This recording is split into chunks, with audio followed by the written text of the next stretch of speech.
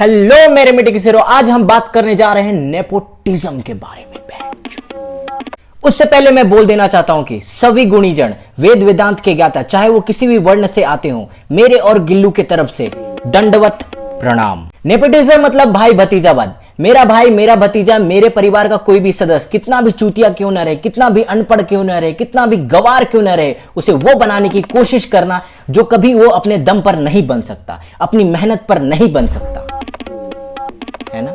सुशांत सिंह राजपूत के सुसाइड के बाद लोगों ने पहली बार बहुत बड़ी समस्या का जड़ पकड़ने की कोशिश की है, जिसका नाम है नेपोटिज्म, भाई भतीजावाद।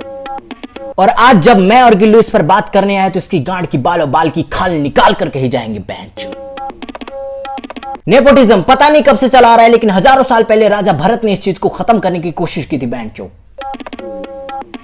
जैसा कि आप लोग जानते हैं कि राजा भरत के 9 पुत्र थे और 9 पुत्रों में से राजा भरत ने किसी को भी राजा नहीं बनाया था, क्योंकि राजा भरत का यह मानना था कि राजा बनने के लिए योग्यता जरूरी है, ना कि राजा का पुत्र होना। राजा भरत को अपने 9 पुत्रों में राजा बनने की योग्यता नजर नहीं आती थी, इसीलिए उन्होंने अपने प्रजा में से किसी योग्य पुरुष को चुनकर राजा बनाया और उन्होंने नेपोटिज्म की गांड पर लात मार डाली बहनचोद। लेकिन उन्हीं के वंश में जन्मे धृतराष्ट्र ने उनका नाम खराब कर दिया बहनचोद। धृतराष्ट्र अपने नालायक पुत्र दुर्योधन को हस्तिनापुर का राजा बनाना चाहता था। देखा आगे ना नेपोटिज्म, बेटा भाई भतीजावाद, जिसके चक्कर में कितनी बड़ी लड़ाई लड़नी पड़ी बहनचोद। और इस लड़ाई की जड़ किसको मान लिया जाता है? द्रौपदी को। यानी कि सारी लड़ाई की जड़ एक नारी, एक महिला। यह तो वही बात हो गई कि लड़े झगड़े लौंडे और बम फोड़ दिए लड़की के ऊपर, है ना। इसलिए इस देश की नारी को यह लगने लगा है कि यह देश मैन डोमिनेटिंग कंट्री है। मैन डोमिनेटिंग, नेपोटिज्म से मैन डोमिनेटिंग भी निकला है। यह थिंक भी नेपोटिज्म का ही हिस्सा है। परिवारवाद, समाजवाद, जातिवाद, क्षेत्रवाद, राज्यवाद, भाषावाद सभी नेपोटिज्म का ही हिस्सा है। नेपोटिज्म जड़ है तो ये सब शाखाएं शाखाएं। पुजारी का बेटा पुजारी, राजा का बेटा राजा, वैश्य का बेटा वैश्य, और शूद्र को शूद्र ही रहने दो। जो गलती से अगर उसने पढ़ लिख लिया तो समाज उसको नकार देगा। समाज उसको उसकी काबिलियत की दृष्टि से नहीं देखेगा, उसके जाति की दृष्टि से देखेगा।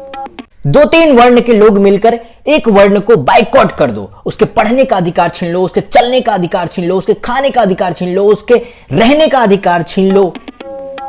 यह भी एक प्रकार का नेपोटिज्म ही है। और गलती से अगर वो पढ़े लिखकर कुछ बन गया तो उसकी जाति के बारे में बोल बोलकर उसको इतना डिप्रेस कर दो कि वो सुसाइड कर ले। यही तो होता आया है। कितने सुशांत सिंह जैसे लोग मरे हैं, सुसाइड किए हैं। और अब इसी का साइड इफेक्ट आरक्षण है। पहले जाति के नाम पर शोषण हुआ और अब आरक्षण के नाम पर शोषण हो रहा है। ऊपर चंदा गोल गोल, नीचे धरती गोल गोल, मम्मी की रोटी गोल गोल, पापा के पैसे गोल गोल, हम भी गोल तुम भी गोल, सारी दुनिया गोल मटोल।